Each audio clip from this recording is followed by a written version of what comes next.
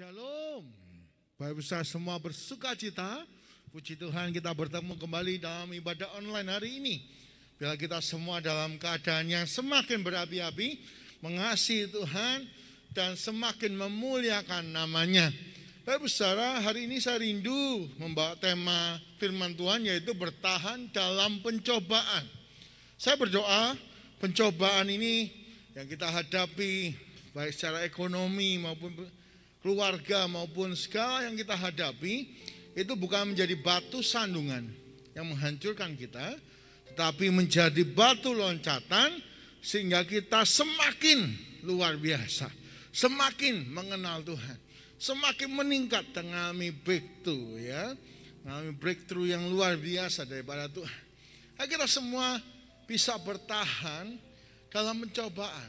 Tapi secara dalam segala zaman, setiap orang mengalami pencobaannya masing-masing, pada zaman dahulu sampai sekarang masing-masing punya pencobaan masing-masing. Hari ini kita mau belajar dari surat Yakobus yang sangat penting bagi kita. Ia mengirim surat kepada ke-12 suku di perantauan. Perantauan itu sesuatu yang tempat yang sulit, sesuatu tempat yang membuat kita terbatas. Kita buka sama-sama, yuk.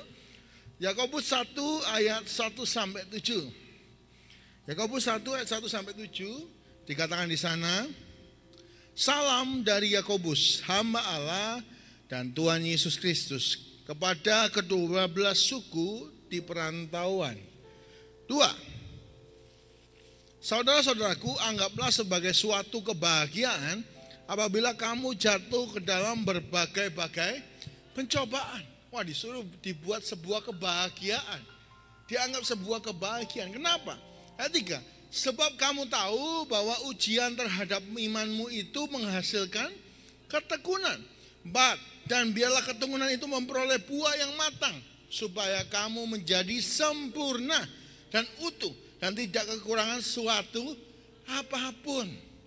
Karena ujian membuat kita batu loncatan, kita jadi sempurna. 5. Tetapi apabila di antara kamu ada yang kekurangan hikmat, hendaklah ia memintakannya kepada Allah yang memberikan kepada semua orang dengan murah hati dan dengan tidak membangkit-bangkit, maka hal itu akan diberikan kepadanya. 6. Hendaklah ia memintanya dengan iman dan sama sekali jangan bimbang, sebab orang yang bimbang sama dengan gelombang laut yang diombang-ambingkan kian kemari oleh angin. 7. Orang yang demikian janganlah mengira bahwa ia akan menerima sesuatu dari Tuhan. Amin. Bapak Ibu saudara, anggaplah sebagai sebuah kebahagiaan, kata Rasul Yakobus untuk semua 12 suku di perantauan. Kalau kita mengalami pencobaan, Bapak Ibu, kata perantauan, 12 suku di perantauan itu maksudnya apa, Pak? Maksudnya perantauan itu bukan di daerahnya. Kalau perantauan itu bicara apa? Keterbatasan. Keterbatasan barang, kehidupan sehari-hari, keterbatasan jauh dari keluarga. Saya ingat dulu waktu saya kuliah teologi, ada teman-teman saya yang merantau, dari Ambon, dari Nias, dari Medan, dari Papua, dari Sulawesi juga. Kita sama-sama mau belajar Alkitab. Mereka tinggal di asrama. Tapi saudara, untuk perantauan, segala macam barang sehari-hari itu penting. Berantemnya itu bukan karena uang yang besar gitu ya. Kenapa? Karena sabun. Karena sabun yang dibeli hari itu sabunnya besar, besoknya udah tinggal tipis kecil gitu, dikembalikan baruan. Atau karena odol, baru beli odol yang besar, bagus gitu, tiba-tiba udah habis hari berikutnya. Ini bicara tentang keterbatasan. Lalu berantem. Apakah hari-hari ini kita merasa keterbatasan ya? Dulu kita enak hidupnya, sekarang merasa terbatas. Seringkali kita berantem sama keluarga, suami istri, orang tua anak, masalah-masalah kecil. Hal-hal kecil sehari-hari, kita itu bisa emosinya tinggi. Itu menunjukkan keterbatasan. Juga berarti jauh dari keluarga. Hari ini ada orang yang merasa sangat jauh dari keluarga karena isolasi mandiri. Ya. Karena harus menghindarkan keluarganya karena dia sakit. Merasa jauh, terbatas. Ya. Perantauan itu berbicara seperti itu. Seperti anak terhilang. Dia ingat di rumah bapaknya ada banyak makanan. Dia ingat di rumah bapaknya ada bapaknya yang mengasihi dia. Ketika dia merantau, makan ampas jadi makanan babi aja tidak boleh. Mungkin kita merasanya, aduh, ya, hidup saya kok terbatas. Juga penuh ancaman, perantauan itu penuh ancaman, Bapak Saudara ya. Karena nggak ada keluarga yang melindungi, tempat baru, shock culture shock ya. Berarti wah semuanya berubah, kaget, gitu ya. Ancaman, kalau salah-salah bisa jadi masalah. Itu loh perantauan. Mungkin kita hari ini merasa seperti ini, terbatas. Ya. Kita serba salah, gitu ya. Mengucap apa salah, ngomong ini salah, bertindak ini salah. Ya. Surat ini untuk kita semua. Ya. Dikatakan di sini, anggaplah sebagai sebuah kebahagiaan kalau kita jatuh dalam berbagai pencobaan. Wah ini berat ya. Bagi banyak orang berkata, wah kok bisa ya Pak? Pencobaan kok disebut sebagai kebahagiaan. Nah ini penting Bapak Ibu. Kata anggaplah dalam bahasa Yunani menggunakan kata hegomai. Artinya yang pertama menganggap. Yang kedua artinya memimpin. Maksudnya apa? Pimpinlah pikiran kita. Supaya kita sadar. Kalau pencobaan kita ini membuat kita melompat lebih tinggi. Membuat kita semakin tahan uji. Bahkan dikatakan membuat kita sempurna. Tidak kurang suatu apapun. Memang rencana Tuhan itu baik bagi kita semua. Yang percaya sama-sama katakan amin. Beri tepuk tangan yang terbaik buat Tuhan Yesus. Pimpinlah, anggaplah itu artinya pimpinlah pikiran kita. Supaya jangan negatif terus. Kalau dalam pencobaan banyak orang negatif ya. Tapi pimpinlah pikiran kita. Bahwa pencobaan ini adalah kebahagiaan. Karena ujian iman menimbulkan ketekunan. Dan ketekunan menimbulkan kesempurnaan. Saya berdoa satu kali kalau kita ketemu Tuhan. Didapatinya kita sempurna. Tuhan ini loh persembahan yang terbaik. Hidup yang sempurna. Dan berkenan kepada-Mu. Saya berdoa kita ngalami ini. Jadi Bapak Ibu, kalau kita dalam pencobaan, anggaplah sebagai sebuah kebahagiaan. Walaupun dalam keterbatasan, ayo kita tetap berjuang. Nah bagaimana kita bisa bertahan di dalam pencobaan? Ya, bagaimana bisa bertahan Pak? Masalah saya banyak. Ternyata dalam Yakobus diberikan tips. Bagaimana cara bertahan dalam pencobaan? Kita memerlukan 3J, Bapak Ibu Saudara ya. Saya beri singkatan 3J ya, supaya kita bisa bertahan dalam pencobaan dan kita menjadi sempurna. 3J. Yang C yang pertama, janganlah bimbang dan mintalah hikmat. Ya, janganlah bimbang dan mintalah hikmat. Yakobus 1 ayat 5. Baik saudara, jadi hari ini ayo jangan bimbang. Orang bimbang gak akan dapat apa-apa. Tapi kalau kita yakin sama Tuhan, percaya. Ketika kita minta hikmat, Tuhan memberikan hikmat kepada kita. Yakobus 1 ayat 5 dikatakan diberi keterangan dengan jelas. Yakobus menceritakan kepada kita. Ya. Tetapi apabila di antara kamu ada yang kekurangan hikmat, mungkin kita menemukan jalan buntu, hendaklah ia memintakannya kepada Allah yang memberikan kepada semua orang dengan murah hati. Ya, jadi semua orang Bapak Ibu dikasih garis bawah. Semua. Tuhan gak pernah pandang bulu. Oh kalau ini si A saya kasih, kalau si B saya gak kasih. Oh enggak. Semua termasuk Anda yang mendengar hari ini. Tuhan akan memberikan hikmat kepada Anda. Dengan murah hati. Ketika apa? kita tidak bimbang dan meminta kepadanya. Hai, kita minta hikmat kepada Tuhan. Mungkin kita merasa, waduh Tuhan, saya punya masalah yang banyak. Pencobaan saya ini besar. Saya gak tahu jalan keluarnya. Hai, kita jangan bimbang. Kita minta hikmat sama Tuhan. Tapi saudara, ketika mengalami pencobaan, kita mungkin pernah mengalami seperti yang dialami Daud. Daud itu pernah mengalami dalam hidupnya. Dia menangis sampai tidak sanggup atau tidak kuat menangis lagi. Karena masalahnya begitu berat. Bahkan dia akan dirajam batu oleh pengikutnya. Jadi masalahnya begitu berat sampai dia itu mau nangis. Gak kuat. Bahkan dia diancam oleh pengikutnya semuanya. Wah, ini mungkin kita ngalamin ya. Duh Pak, saya mau nangis sudah gak kuat lagi. Air matanya sudah gak keluar. Saya gak tahu harus bagaimana. Mungkin kita ngalamin pencobaan seperti ini. Kita belajar dari Daud. Kita buka bersama-sama.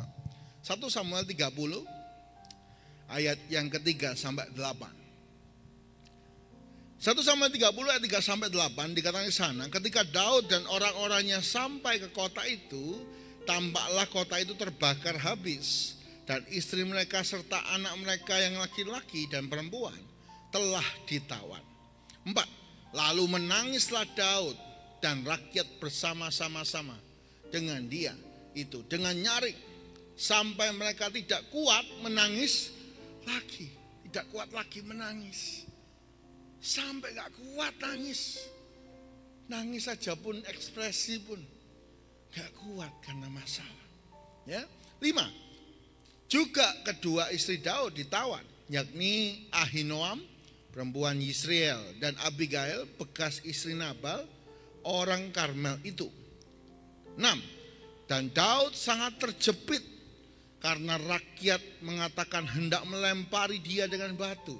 Seluruh rakyat itu telah pedih hati masing-masing karena anaknya laki-laki dan perempuan. Tetapi Daud menguatkan kepercayaannya kepada Tuhan. Daud menguatkan kepercayaan kepada Tuhan Allahnya.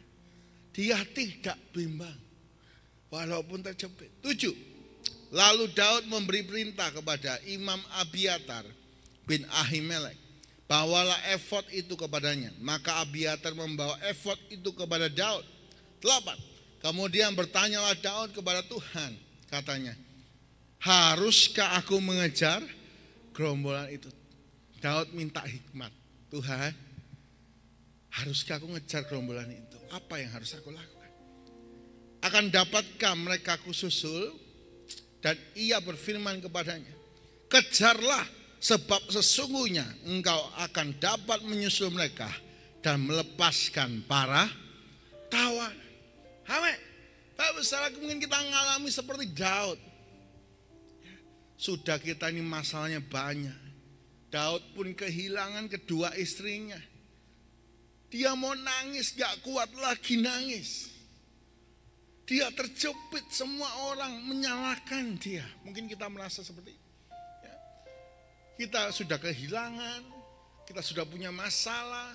Semua orang mau melempari kita, menyalahkan kita. Kita sedih.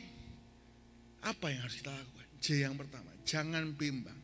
Mintalah hikmat. Daud menguatkan kepercayaannya kepada Tuhan. Katakan sama-sama, menguatkan kepercayaannya kepada Tuhan. 1, 2, 3, menguatkan kepercayaannya kepada Tuhan. Boleh diketik Bapak Ibu di kolom komentar. Saya menguatkan kepercayaanku kepada Tuhan. Saya menguatkan kepercayaanku kepada Tuhan. Dia menguatkan kepercayaan. Lalu dia minta hikmat. Tuhan, haruskah aku kejar? Nah, efod, Bapak Ibu ada yang bertanya, apa itu baju efod? Baju efod itu baju imam. Artinya kalau mereka mau menghadap Tuhan, mereka pakai baju efod. Daud pakai baju efod. Dia persiapkan dirinya. Dia doa, Tuhan, kasih aku hikmat. Gimana jalan keluar? Apakah mereka dapat kususul? Apa yang terjadi? Daud menyusul karena perintah Tuhan, hikmat Tuhan. Bapak Ibu, ketika 600 orang mengejar, menyusul, ternyata 200 orang tidak sanggup menyeberangi sungai karena mereka terlalu lelah, capek, sedih. 200 akhirnya berhenti sebelum menyeberangi sungai. Berarti sisa berapa Bapak Ibu? 400 ya. Ketika 400 itu menyeberangi sungai, ya, mereka bertemu seorang budak Mesir. Ya. Budak Mesir ini tanya, kamu ini siapa? Kok ada di sini? Kamu kan orang Mesir, kelihatan rupanya. Ternyata mereka adalah budak Amalek. Dia adalah budak orang Amalek. Wah, Daud langsung berbinar-binar. Dia sadar ini caranya Tuhan. Orang Mesir itu langsung berkata kepada Daud, Tuanku, bersumpahlah demi Allahmu, kalau aku serahkan orang Amalek ke dalam tanganmu, sayangkanlah nyawaku. Maka Daud berkata, aku jamin nyawamu selamat. Bapak saudara, Daud ini 3 hari 3 malam gak makan karena sedih. Tapi Tuhan itu buka jalan dengan cara yang ajaib. Loh, bisa ada orang budak Mesir sakit ditinggal Bapak Ibu, supaya menuntun Daud menuju kemenangan. Mungkin hari ini kita merasa gak ada jalan. Kita kuatkan kepercayaan kita kepada Tuhan. Kita doa, Tuhan kasih saya hikmat. Tuhan selalu punya cara untuk menolong kita semua. Beri tepuk tangan yang terbaik buat Tuhan Yesus. Kau selalu punya cara untuk menolongku. Kau selalu punya jalan keajaibanmu. Kau dahsyat dalam segala perbuatanmu, dan ku tenang di dalam caramu. Tuhan selalu punya cara nolong kita. Hari ini jangan bimbang, mintalah hikmat. Kuatkanlah kepercayaan kita kepada Tuhan. Lalu kita berdoa, Tuhan kasih saya hikmat. Tuhan selalu punya cara menolong dan memberi kemenangan dalam hidup kita. Puji Tuhan. Satu kali ada seorang wanita setelah dia menikah, dia tiba-tiba pulang ke rumah ibunya karena dia punya masalah dengan suaminya. Dia punya masalah dengan suaminya, dia pulang ke rumah ibunya. Dia berharap ibunya dapat menghiburnya atau membelanya gitu ya. Wah, dia cerita, oh suamiku itu kelihatan sifat aslinya kasar dan sebagainya. Dia dalam tekanan dan masalah. Wanita ini masuk terus, ibunya lagi masak, Bapak Ibu Saudara ya. Maka dia masuk ke ruang masak. Gitu ya. Dia masuk ke ruang masak, ibunya sambil masak sambil cerita sama dia. Nah, ibu ini mau cerita kepadamu. Seperti ada kentang. Kentang ini keras. Lalu ibu juga punya telur. Telur ini mentah itu gampang, mudah pecah.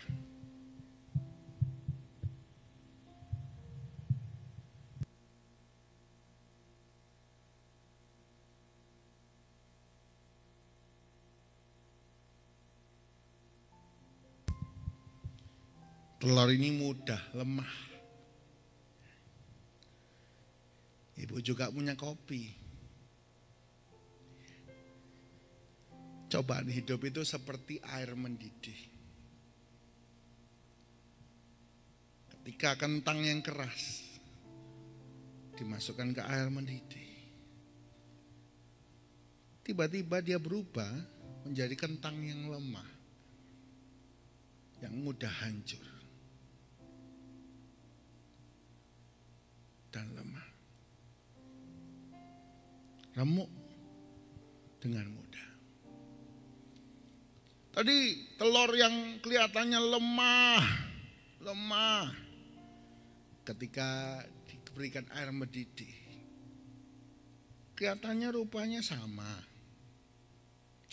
tapi ternyata dalamnya sudah beku, dalamnya sudah keras. Sedangkan kopi yang tadi kita pegang sama-sama, begitu kena air mendidih, ia bukan dipengaruhi oleh air mendidih, tapi dia mempengaruhi. Air mendidih itu diubah menjadi minuman yang harum, minuman yang enak, minuman yang menguatkan orang lain. Sama dengan hidup kita. Ada orang kena pencobaan, itu seperti kentang. Dari tadi yang kuat, tiba-tiba lemah, remuk, putus asa dan tidak mau melakukan apa-apa. Merasa tidak berdaya. Ada juga tipe telur, yang tadinya mudah diatur, bisa dibuat mata sapi atau dadar, tiba-tiba dia beku di dalam. Ada orang kena masalah, kelihatannya luarnya sama baik-baik, ternyata dalamnya kecewa, pahit, keras, tidak mau dibentuk sama Tuhan, kecewa sama Tuhan, dan membuang semua hidupnya menjadi jelek. Tetapi ada orang tipe seperti kopi. Ketika dia menghadapi masalah, dia mampu mengubah keadaan menjadi harum dan menguatkan orang lain. Itu pilihan. Kamu milih yang mana? Kamu mau putus asa, lemah, hancur, rumah tanggamu hancur, kamu gak jadi berkat, kamu sudah menyerah. Atau ada pilihan kamu menjadi istri yang di depan kelihatannya baik, tapi dalam hati kepahitan, dalam hati kamu marah sama Tuhan, dalam hati kamu kecewa. Atau kamu ingin menjadi istri yang seperti kopi, membuat keluargamu baik, kamu mengubah keadaan, dan keluargamu menjadi harum. Pilihlah anak. Anak itu mengerti. Dan dia pulang ke rumahnya. Pertanyaan yang sama datang kepada kita. Kita menjadi Kristen yang seperti apa? Apakah kita Kristen kentang? Kelihatannya awal-awalnya kuat, ikut Tuhan, setia, luar biasa. Tapi begitu kena masalah kita remuk, lemah, tak berdaya. Daud tidak memilih jadi Kristen kentang. Dia gak memilih waktu dia gak bisa menangis, dia bunuh diri. Gak berdaya, gak bunuh diri. Gak seperti Saul, Daud. Dia bukan Kristen kentang. Kalau Saul itu seperti kentang. Kena masalah, gak berdaya, pasrah, bunuh diri. Ketakutan. Daud juga bukan memilih seperti telur. Dia kena masalah, bukan dia sakit hati lalu lupa sama Tuhan. Katanya luarnya baik-baik saja. Daud memilih menjadi seperti kopi. Dia mengubah keadaan. Dia doa. Dia naikkan dupa yang harum, doa. Dan dia membawa sekitarnya kepada kemenangan. Pilihan yang sama ada pada kita. Apakah kita Kristen kentang, Kristen telur, ngerundel di dalam, kalau bahasa Jawanya ngerundel di dalam, udah gak mau doa lagi, gak mau ketemu pendeta lagi, atau kita Kristen kopi, karena kita berhikmat, karena kita percaya, kita dapat kemenangan yang besar. Saya berdoa Bapak Ibu Saudara, kita semua seperti Kristen kopi, mengubah keadaan. Saya berdoa waktu di kemeluk keluarga, dalam masalah, kita bukan berarti menjadi pribadi yang lemah. Kita kuatkan hati kita, kepercayaan kita kepada Tuhan. Kita minta hikmat supaya kita bisa memulihkan keadaan dan berkemenangan. Amin. Mari Bapak Ibu Saudara bangkit. Jangan merasa gak berdaya. Udah Pak gini-gini aja. Udah Pak saya lebih baik mati. Ayo bangkit. Juga jangan beku di dalam sehingga rohnya mati. Oh jangan. kita tetap berapi-api cari Tuhan dan jadi berkat bagi sesama kita. Ayo bangkit Bapak Ibu Saudara. Iman kita bangkit. Jangan bimbang, mintalah hikmat. Disitulah Tuhan memberikan hikmat dan kemenangan yang besar. Beri tepuk tangan yang terbaik buat Tuhan Yesus. Yang kedua Bapak Ibu Saudara, yang kedua, bagaimana kita menghadapi pencobaan sehingga kita bertahan dalam pencobaan. Yang pertama, jangan bimbang, mintalah hikmat. Yang kedua, kita baca bersama-sama selanjutnya dalam perikop yang sama. Yakobus 1 ayat 12 sampai 17. Saya bacakan buat Bapak Ibu Saudara. Ayat 12, berbahagialah orang yang bertahan dalam pencobaan. Sebab apabila ia sudah tahan uji, ia akan menerima mahkota kehidupan yang dijanjikan Allah kepada barang siapa yang mengasihi dia. 13, apabila seorang dicobai, janganlah ia berkata pencobaan ini datang dari Allah. Sebab Allah tidak dapat dicobai oleh yang jahat, dan ia sendiri tidak mencobai siapapun. 14, tetapi tiap-tiap orang dicobai oleh keinginannya sendiri, karena ia diseret dan dipikat olehnya.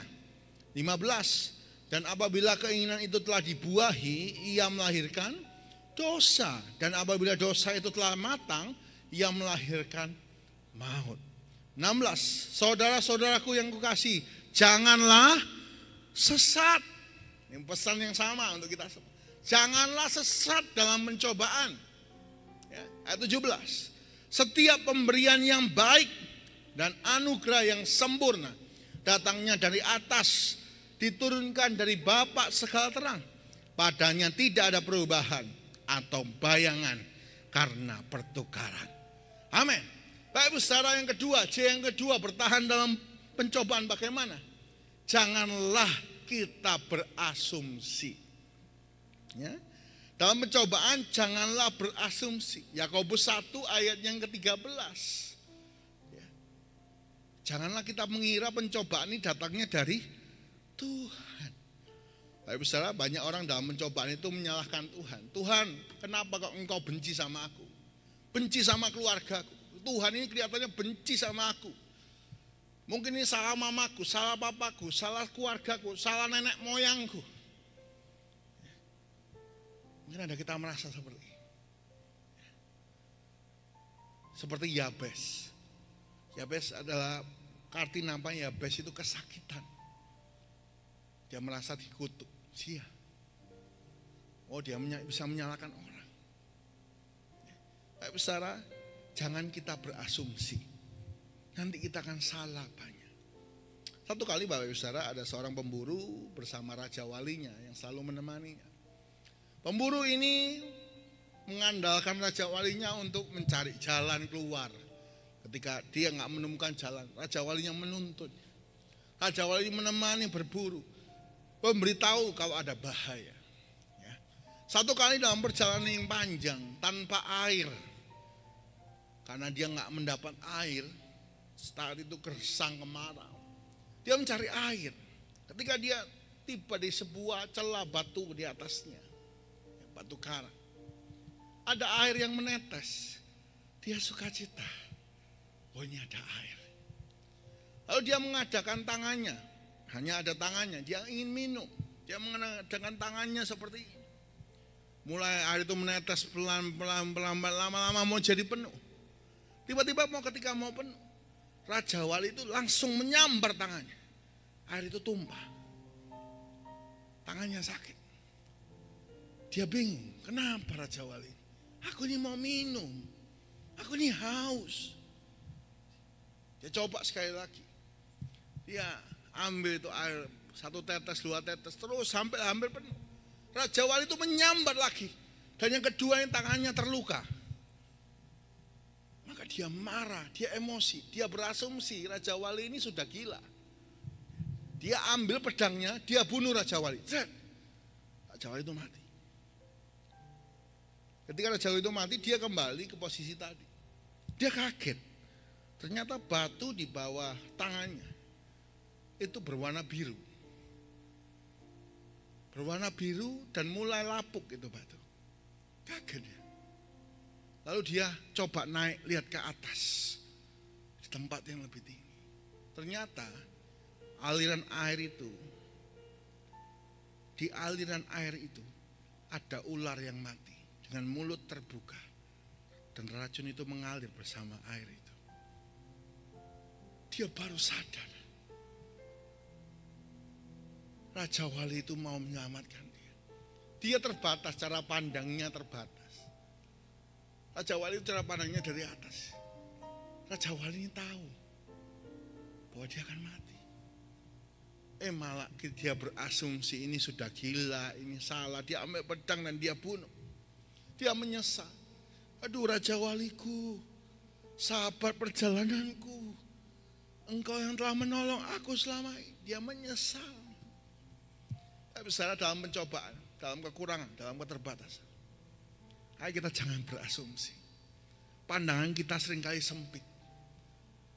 Mungkin seringkali Tuhan itu punya rencana yang baik, tapi kita gak mengerti.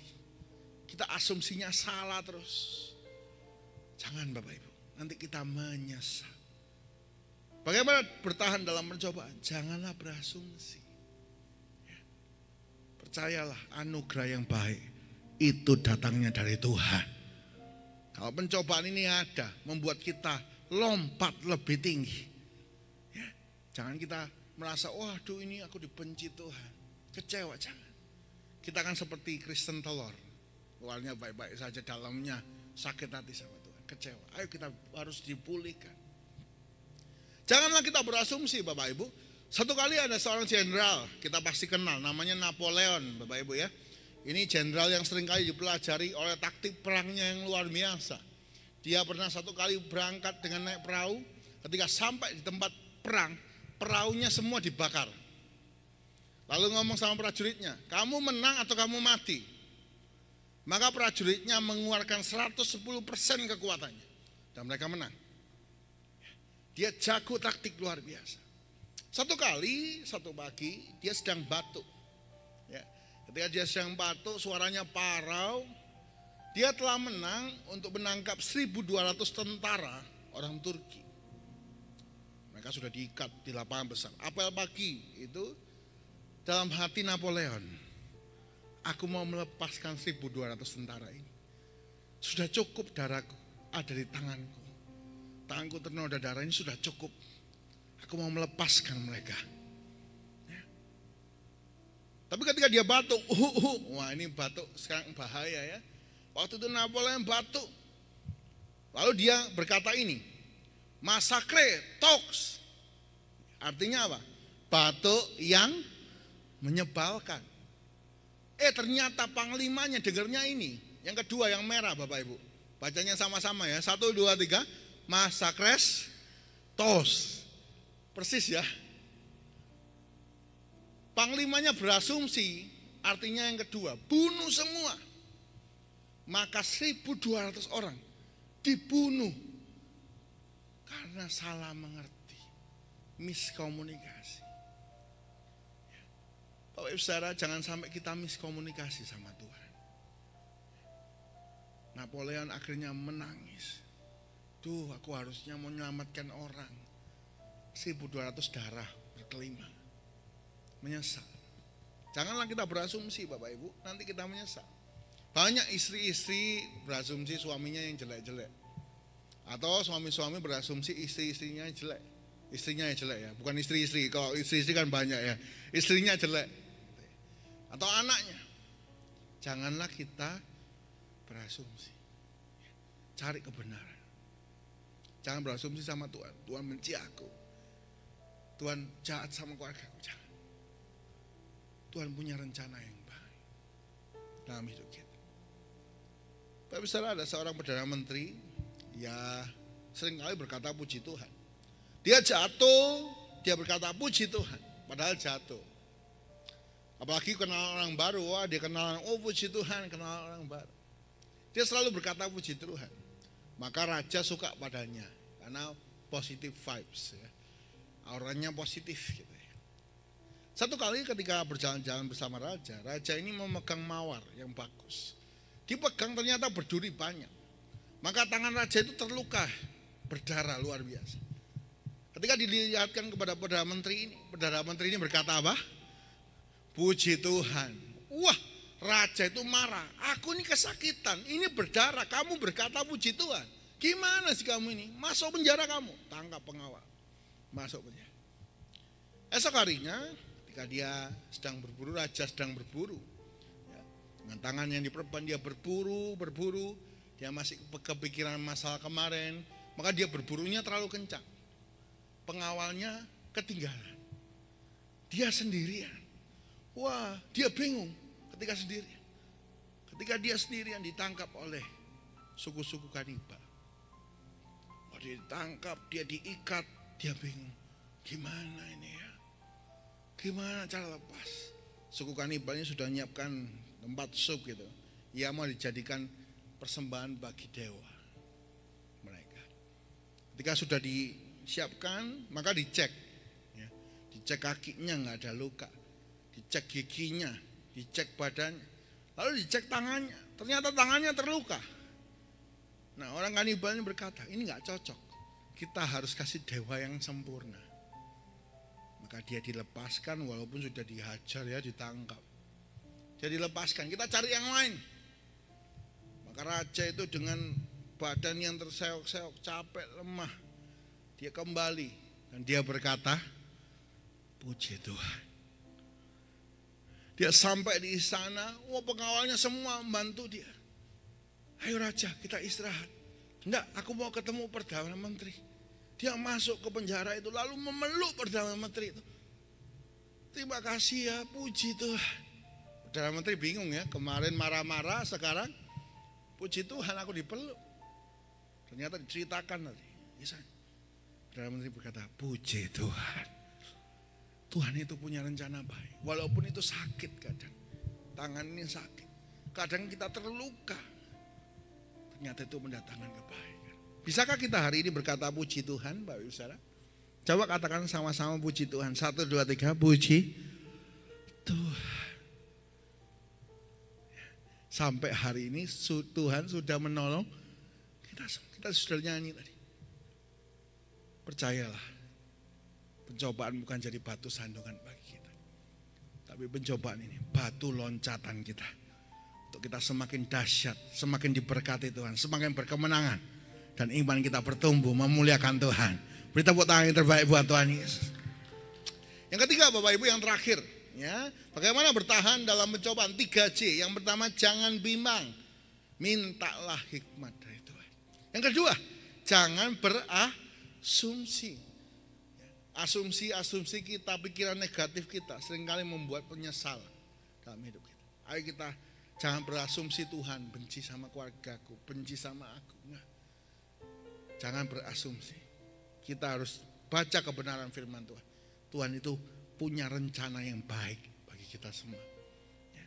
Kita harus tahu yang benar tentang keluarga kita, sekitar kita. Jangan menyesal. Yang ketiga, yang ketiga, janganlah dibuai oleh dosa dalam hidup kita. Yakobus 1 ayat 15. Bapak Ibu, dalam pencobaan seringkali hawa nafsu kita itu yang keluar. Kita punya keinginan. Keinginan dalam hati, marah, mangkel. Mungkin tadi dalam pencobaan pengennya cerai, pengennya korupsi, dosanya pengennya banyak, pengennya nyuri, pengennya ngabisi orang. Janganlah dibuai oleh dosa. Kain, ketika Kain itu persembahannya nggak diterima, Habel diterima.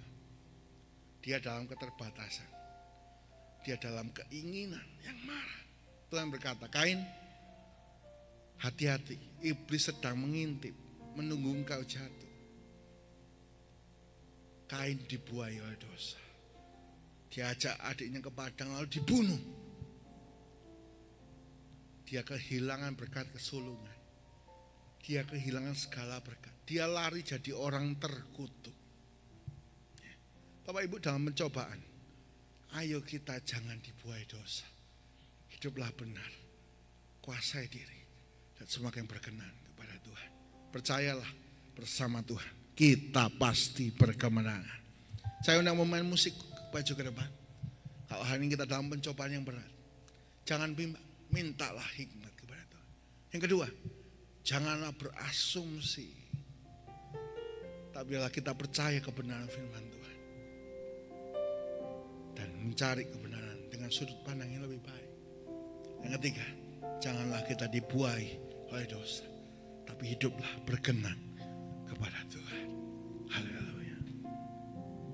Terima kasih Tuhan. Bila kau izinkan sesuatu terjadi, ku percaya semua untuk kebaikanku. Bila nanti telah tiba waktumu, ku percaya kuasa-Mu memulihkan hidup.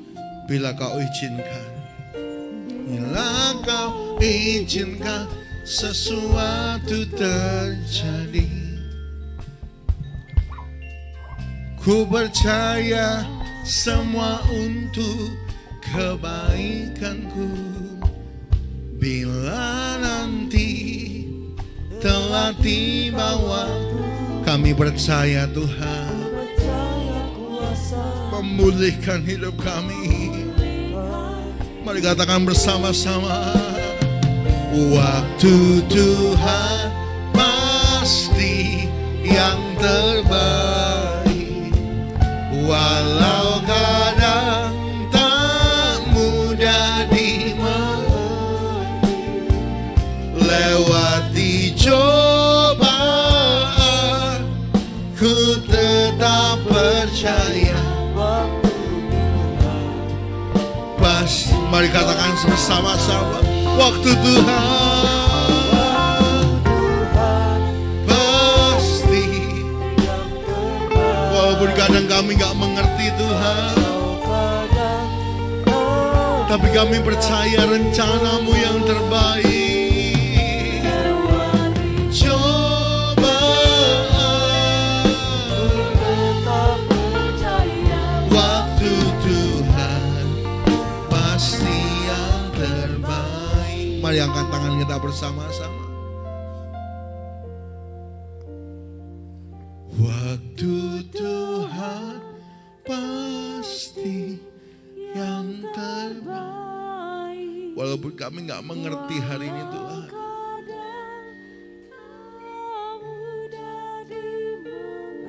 mungkin kami mau menyerah saat ini. Kami mau menguatkan kepercayaan kami kepada Tuhan. Kami percaya bersama-Mu kami melewati semua. Sekali lagi, waktu Tuhan, waktu Tuhan pasti yang terbaik. Walau kadang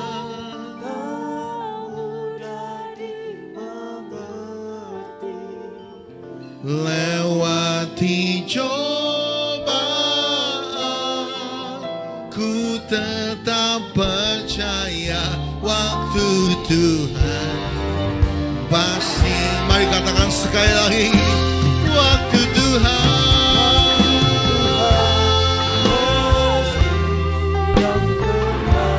walau kami kadang gak mengerti Tuhan,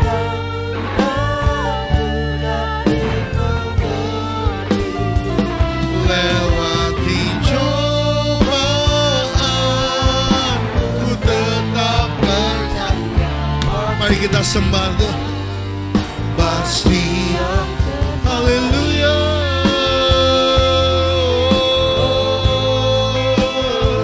Waktu-Mu yang terbaik Tuhan. Ya masih kaya. Walaupun kami gak mengerti Tuhan, walaupun kami gak pahami Tuhan, tapi kami percaya waktu-Mu, rencana-Mu yang terbaik.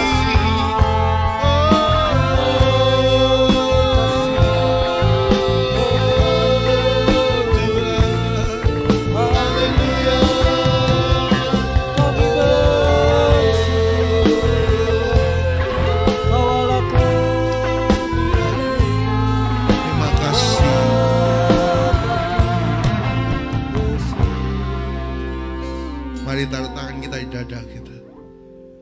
Apakah hari ini kita putus asa?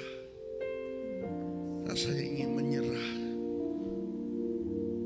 Atau bahkan berkata, sudah mati saja lebih enak. Hari ini ayo bangkit.